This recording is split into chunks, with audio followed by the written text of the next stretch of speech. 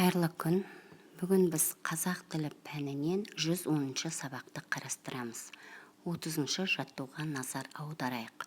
Өлеңнің ұйқасын тауып жаз.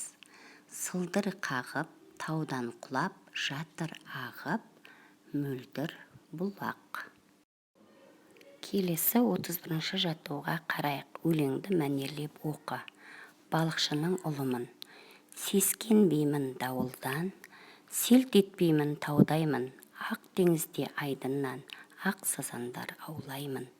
Батыр екен өзі деп, үлкендерде мақтайды, жетілетін кезі деп, талабымды жақтайды. Ел сенімін ақтайтын, балалардың бірімін, мәңгі тыным таппайтын, балықшының ұлымын. Балықшының ұлына сұрақ дайындаңдар. Теңіз айдынына шыққанда қорқыныш сезімі болды ма? Жоқ, қорқыныш сезімі болған жоқ. Себебі ол әрдайым өзінің әкесімен бірге теңіз айдынына шығып үйренген. Келесі 32-ші жаттуға назар аударайық. Өлеңнің тыныс белгілерін қойып жаз. Су табиғат байлығы. Өзен көлге барғайсың. Кемі 2 рет әр күні суға түсіп тұрғайсың.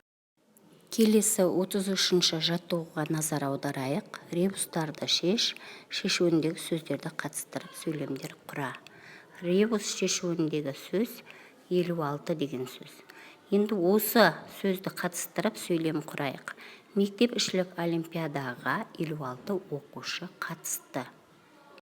Ребус шешуіндегі 56 деген сөз бұл сан есім. Өйткені заттың санын білдіреді. Қанша деген сұраққа жауап беріп тұр.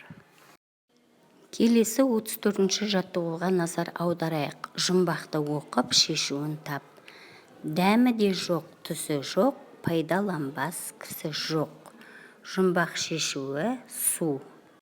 Яғни судың дәмі де жоқ, түсі де жоқ, ол мөп-мөлдір болады.